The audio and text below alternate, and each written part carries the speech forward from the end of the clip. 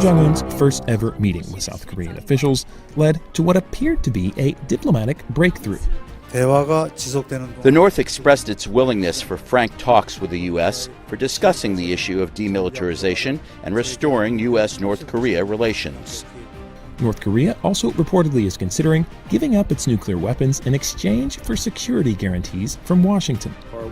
But in Washington, U.S. officials say not so fast. I have a question for you regarding the most recent reports that South Korean officials are saying that North Korea is willing to begin negotiating with the United States on denuclearization, and they're planning an April summit between the two leaders.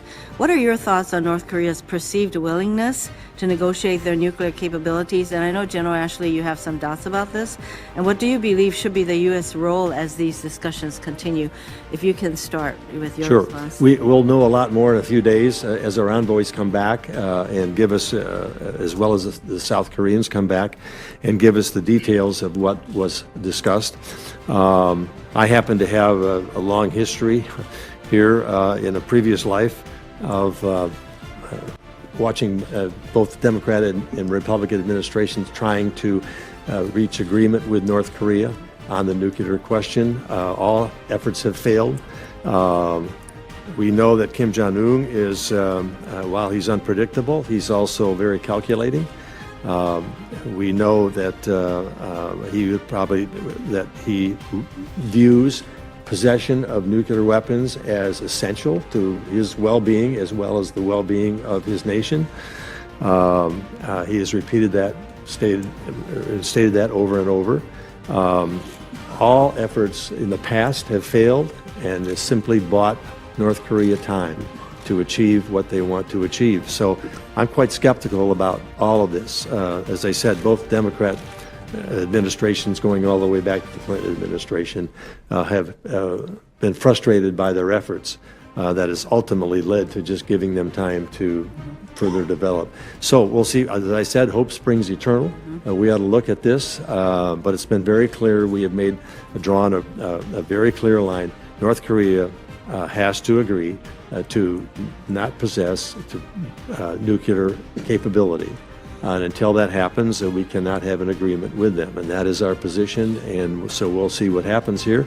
Maybe this is a breakthrough. I seriously doubt it. But like I said, hope springs eternal. Thank you, Mr. Chairman. Senator Tillis. Thank you, Mr. Chairman. Director Coates, thank you for being here. We miss you in the Senate. We're glad you are where you are. And General Ashley, when you mark down that list of skeptical versus optimistic, put me on your side in terms of North Korea. You're marking it and get the tick mark.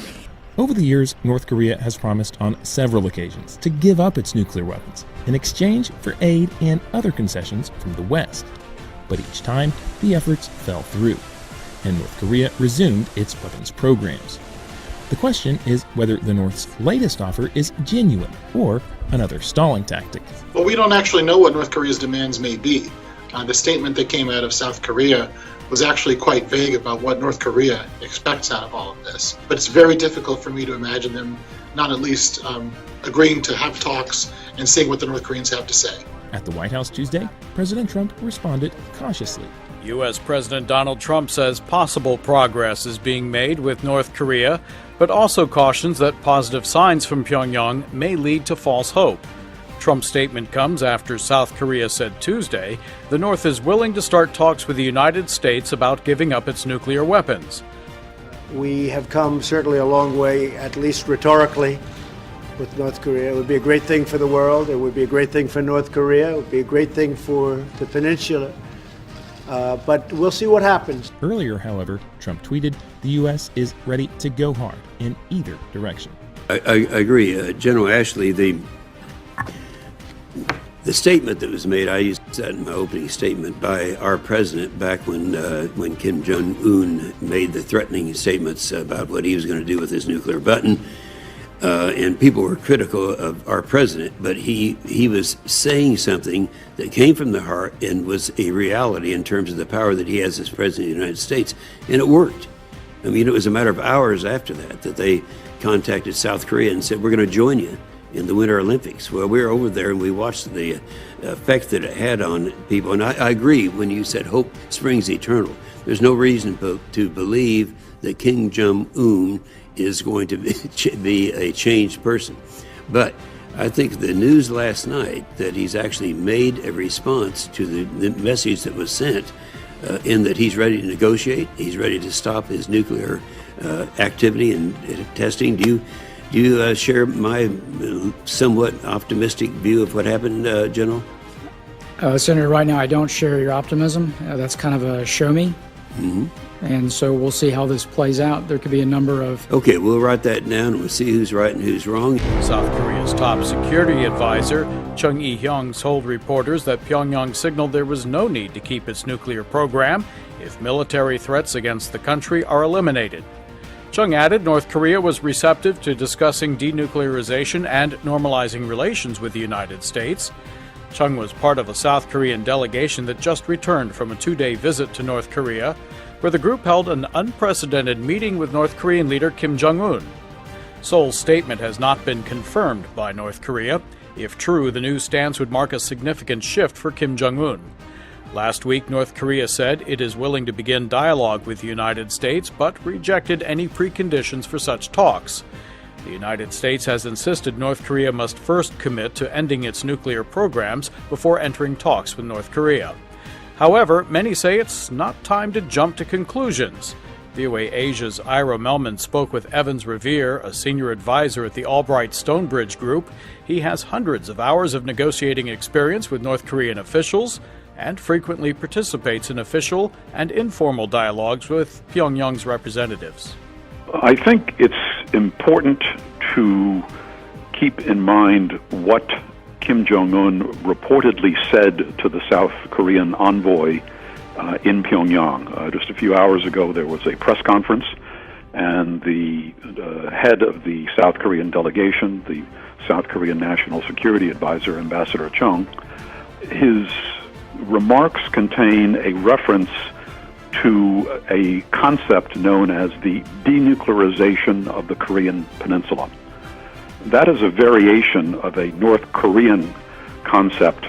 They usually phrase it the denuclearization of the whole Korean Peninsula. And we hear this very often from the North Koreans. We've heard it many times over the years. And we have asked the North Koreans what that phrase means. The North Koreans have very kindly responded by describing or defining it as the removal of the threat. And when you ask them what they mean by the threat, they state that it means the presence of U.S. troops in South Korea, the existence of the U.S.-South Korean Security Treaty, and the existence of the U.S. nuclear umbrella over South Korea and Japan. And they say that if you will remove those things, that will make North Korea feel more secure, and that at that point, North Korea will be in a position to consider, that's their word, consider denuclearization. Do you think that in light of what seems to be some rapprochement during and after the Winter Olympic Games, that there is any room for movement or modification of that stance? Well, that is the subject that I would highly recommend be number one on the agenda if and when a U.S.-North Korea meeting takes place. The interpretation of the North Korean comments during this meeting between the South Korean envoys and the North Korean leader is that there has been some movement or a shift in the North Korean position. But in reading the actual words that the South Korean envoy has used to describe what he heard, I don't see an indication of that movement. But what I do see is a preparedness to meet and to have a conversation that relates to the issues that the United States and its allies have raised as issues of concern. And there appears to be an agreement in principle between Washington and Pyongyang to have a conversation, if not a negotiation. And if you look back at Vice President Pence's trip to the Pyeongchang Olympics And if you look at the visit by a North Korean envoy a few days later for the closing ceremony, on both of those occasions, both sides indicated a preparedness to have some sort of a contact or communication or conversation. And neither side has actually backed away from that. And now you have this new development with the South Koreans having visited the North and have come back with an indication of, or renewed indication of a willingness to meet. My take from all of this is that a door has been opened a crack for a conversation, and the most important issue, the most critical issue that ought to be discussed in that conversation is a definition of terms and a discovery of whether or not, when the North Koreans use words like denuclearization, they actually mean what we mean. What do you think we can do next? I mean, there is a whole history of this type of thing happening over and over again. You were part of quite a few of those. Exactly. All right, but what would have to change? Is there not a possibility that Kim Jong-un could say, maybe we can form some kind of scenario whereby we do not need nuclear weapons to coexist? As a diplomat or a former diplomat, and as someone who tries to be an optimist, you never want to write off that possibility, and it's always worth exploring. So the very first thing that needs to be done is to have that conversation. The door was opened to that dialogue on the margins of the opening ceremony of the Olympics.